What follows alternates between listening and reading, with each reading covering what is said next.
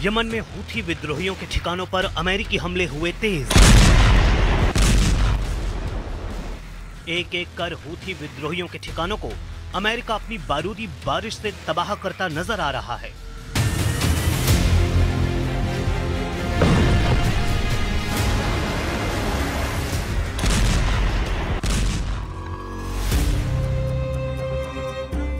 Israel, America और Saudi अरब तीनों के भयानक हमले से दहल गया यमन।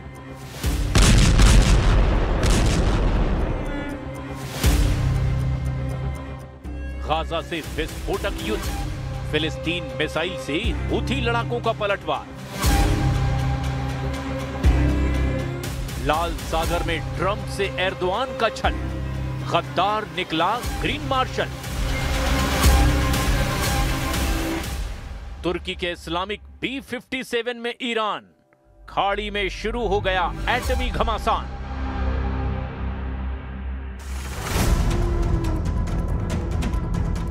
गाजा से शिफ्ट होकर यमन में विध्वंसक युद्ध शुरू हो गया है, जहां 3 ताकतवर देशों ने भीषण हमला शुरू कर दिया है। यमन की राजधानी सना पर बेहिसाब बारूद बरस रहा है। इजराइल, सऊदी अरब और सुपर पावर अमेरिका ने यमन में एक साथ तूफानी हमलों से तहलका मचा दिया है। हमले की शुरुआत इजराइल ने की है, उसके बाद सऊदी अरब ने भी यमन में मिसाइलों से धमाके किए।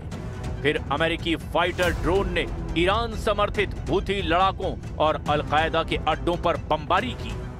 यमन पर हुआ अब तक का ये सबसे भयानक हमला माना जा रहा है, जिसमें 3 देशों ने ताबड़तोड़ प्रहार से हूथी लड़ाकों को बेदम कर डाला है। हूथी फाइटर्स पर हमले के साथ ईरान की घेराबंदी शुरू हो गई है। हाल ही में ईरान के सुप्रीम लीडर अली खामनेई ने ट्रंप को यह धमकी दी है कि जो भी इजराइल का साथ देगा वो बर्बाद होगा। खामनेई की धमकी के बाद अमेरिका, इजराइल, ईरान समर्थित लड़ाका ग्रुप पर टूट पड़े हैं। असल में खामनेई ने ट्रंप को खाड़ी देशों से अमेरिकी सैन्य अड्डों को तत्काल हटाने की धमकी दी, जिससे भड़के सुपर पावर ने हमला बोल दिया। همکاری با ایران با همکاری و کمک به رژیم صهیونی ملعون سازگار نیست. رژیم ملعون صهیونی با این وضعی که در این اواخر همه دنیا دیدن، همه دنیا فهمیدن، همه دنیا محکوم کردند، آمریکا کمک میکنه، آمریکا پشتیبانی میکنه، آمریکا حمایت میکنه. با این وضع همراهی با ایران معنی نداره، قابل قبول نیست. بله، इजराइल ने हूथी लड़ाकों को फिर से फोड़ना इसीलिए शुरू किया कि हूथी चीफ ने नए युद्ध का ऐलान 5 नवंबर को किया है। अब्दुल मलिक हूथी ने नेतन्याहू के खिलाफ फिर से युद्ध की घोषणा जैसे ही की, इजराइल ने मिसाइलों की बौछार शुरू कर दी। इजराइल ने हूथी पर जवाबी हमला ड्रोन और मिसाइलों से किया है। इजराइल ने यमन की राजधानी सना में हूथी सैन्य मुख्यालय और हथियार गोदाम को जला डाला है। इजराइल के हमले के बाद पूरे यमन में हाई अलर्ट है। मीडिया रिपोर्ट में 50 से ज्यादा हूथी लड़ाकों के मारे जाने और 600 के करीब लोगों के घायल होने की जानकारी दी गई है।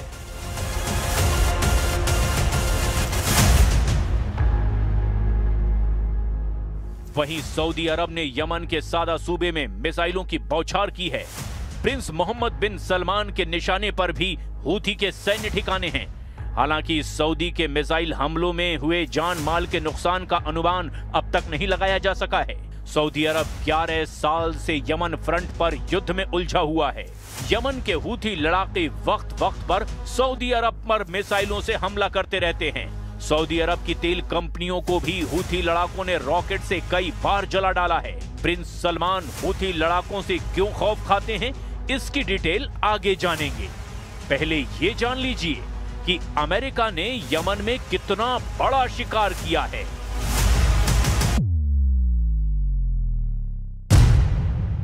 यमन मॉनिटर के मुताबिक अमेरिका ने हूथी फाइटर्स के साथ यमन में अल कायदा को लड़ाकू ड्रोन से दहला दिया है।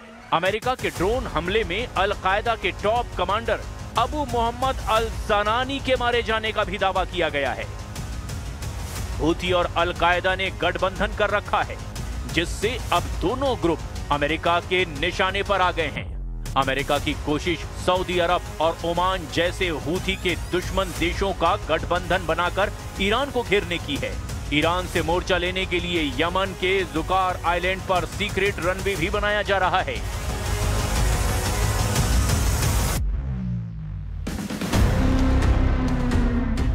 प्लैनेट लैब्स बीबीसी ने सैटेलाइट तस्वीरों से जुकार द्वीप पर लगभग 2000 मीटर लंबे रनवे के निर्माण की जानकारी दी है। जुकार आइलैंड हूथी लड़ाकों के कंट्रोल वाले हुदैदा पोर्ट से करीब 90 किलोमीटर दक्षिण पूर्व में है। जुकार द्वीप लाल सागर में सामरिक महत्व के लिए सबसे अहम लोकेशन है। इस आइलैंड पर पहले 1995 में इरिट्रिया ने कब्जा कर लिया था। साल 1998 के एक अंतर्राष्ट्रीय फैसले में इसे यमन को सौंपा गया। 2015 में जब सऊदी अरब यूएई गठबंधन सेना ने हूथी से युद्ध शुरू किया, तब फिर से जुकार आइलैंड हूथी लड़ाकों से आजाद कराया गया। जुकार पर रनवे बनने से हूथी की हथियार सप्लाई लाइन पर ब्रेक लग सकता है। हालांकि हूथी लड़ाकों को कुचलकर भी अमेरिका इजराइल की टेंशन खत्म नहीं होने जा रही, क्योंकि तुर्की और ईरान में नजदीकियां बढ़ने लगी हैं। एर्दोआन ने ईरान को 57 देशों के इस्लामिक गठबंधन फोर्स में शामिल कर लिया है। तुर्की के इस्तांबुल में इस्लामिक चैम्बर ऑफ कॉमर्स की एक अहम बैठक हुई है। बैठक में B57+ मंच बनाने का फैसला लिया गया। इस मंच के जरिए कहने के लिए मुस्लिम देशों में बिजनेस लीडर्स तैयार किए जाएंगे, लेकिन B57 में सऊदी अरब, तुर्की और ईरान जैसे कट्टर विरोधियों का एक साथ आना इजराइल के लिए किसी मुसीबत से कम नहीं है, क्योंकि ये एर्दोआन के ग्रेटर अरब बनाने की शुरुआत भी हो सकती है। एर्दोआन ने नेतन्याहू के ग्रेटर इजराइल बनाने के जवाब में ग्रेटर अरब का जवाबी प्लान बना रखा है।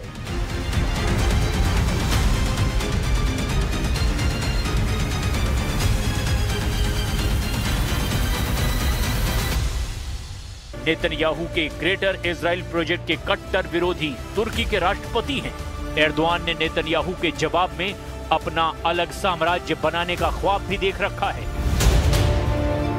एक तरफ नेतन्याहू का ग्रेटर इजराइल प्रोजेक्ट है और दूसरी तरफ है एर्दोआन का ऑटोमन साम्राज्य का ख्वाब, और इन दोनों इंटरनेशनल साजिशों को लेकर इस वक्त 2025 की सबसे बड़ी टक्कर होती नजर आ रही है। Suriye'nin parçalanmasına hangi kisveyle olursa olsun üniter yapısının bozulmasına rıza göstermeyiz. Bu konuda bir risk görürsek gerekli adımları süratle atarız. Netanyahu ने जब पहली बार ग्रेटर इजराइल को लेकर अपने इरादे जाहिर किए, तभी पूरे तुर्की में कोहराम मचा था। सबसे ज्यादा तनाव में तुर्की के राष्ट्रपति रेजिप ताइप एर्दोआन आए थे। एर्दोआन लगातार वही वीडियो देख रहे जिसमें हेलीकॉप्टर से उतरने के बाद नेतन्याहू उस पहाड़ पर पहुंचे जिसको कहा जाता है जबल अल शेख, यानी शेख का पहाड़। सीरिया की ऊंची चोटी को इजराइल में माउंट हेरमोन कहा जाता है। सीरिया में शेख के पहाड़ पर पहुंचकर नेतन्याहू बता चुके हैं अब अपना सीरिया पर कब्जे वाला उनका प्लान क्या है। אני פה בשיח חרמון עם שר הביטחון, הרמטכ"ל, אלוף פיקוד צפון, ראש השב"כ ומפקדים בכירים. אנחנו פה בחיתוך מצב כדי להחליט על היערכות ישראל במקום החשוב הזה עד שימצא סידור אחר שמבטיח את ביטחון ישראל. एर्दोआन की बड़ी ख्वाहिश है कि अखंड तुर्की बनाया जाए, सीरिया के उन इलाकों पर कब्जा किया जाए जो ऑटोमन साम्राज्य के दौरान उनकी जद में रहे हैं। इसमें सीरिया के इदलिब, अलेप्पो, दमिश्क और रक्का जैसे शहर भी शामिल हैं, जिन पर एर्दोआन की नजरें गड़ी हुई है। ये चारों शहर इस वक्त एर्दोआन के एजेंडे में हैं और लगता है कि सीरिया के इन शहरों के लिए तुर्की अब इजराइल के खिलाफ फिलिस्तीन वाला मोर्चा भी बंद करने के लिए तैयार है। क्या एर्दोआन का ये रवैया फिलिस्तीन के सबसे बड़े समर्थक ईरान और सीरिया के बीच युद्ध करा सकता है? क्या ये युद्ध वर्ल्ड वॉर में तब्दील हो सकता है? ये सवाल बार बार अब उठने लगे हैं। तुर्की की नीयत साफ नहीं है, ये बात ईरान बहुत अच्छी तरह से जानता है। एर्दोआन अपनी पार्टी के एक सम्मेलन में ये कह चुके हैं कि पहले विश्व युद्ध के बाद अगर अलग तरीके से सीमांकन होता तो अलेप्पो, दमिश्क, इदलिब और रक्का तुर्की में होते। पहले विश्व युद्ध में ऑटोमन साम्राज्य का नक्शा देखिए। पूरा लेबनान, फिलिस्तीन, सीरिया और इराक का बड़ा हिस्सा, यहाँ तक कि पश्चिमी और पूर्वी सऊदी अरब तक ऑटोमन एम्पायर तक फैला हुआ था। इसीलिए मैप देखकर एर्दोआन की कसक रह रहकर बाहर आती है, जबकि ये नक्शा देखकर सऊदी अरब भी चौकन्ना हो गया है। Bu yıl veya bu yol tıkanır veya dinamitlenirse işte o zaman devletimizin kadife eldivene sarılı demir yumruğunu kullanmaktan da çekinmeyin. बशर अल असद की सरकार गिराए जाने के बाद सीरिया में तुर्की को दबदबा बढ़ाने का बड़ा मौका मिल गया था, लेकिन सीरिया में तुर्की का दायरा बढ़ने का सबसे बड़ा फायदा इजराइल को हुआ, क्योंकि सीरिया में सबसे ऊंचे शेख के पहाड़ पर भी नेतन्याहू के कदम पड़ गए। नेतन्याहू का ये वीडियो देखकर ईरान भी बहुत ज्यादा तनाव में आया, क्योंकि लेबनान तक उसकी पहुंच अब पूरी तरह कट चुकी है। طبیعی که کشورهای منطقه در این روند باید کمککار باشند بدون هر گونه مداخله مخرب یا هر گونه فشار و تهدید نسبت به جریانهای فعال در سیاست سوریه.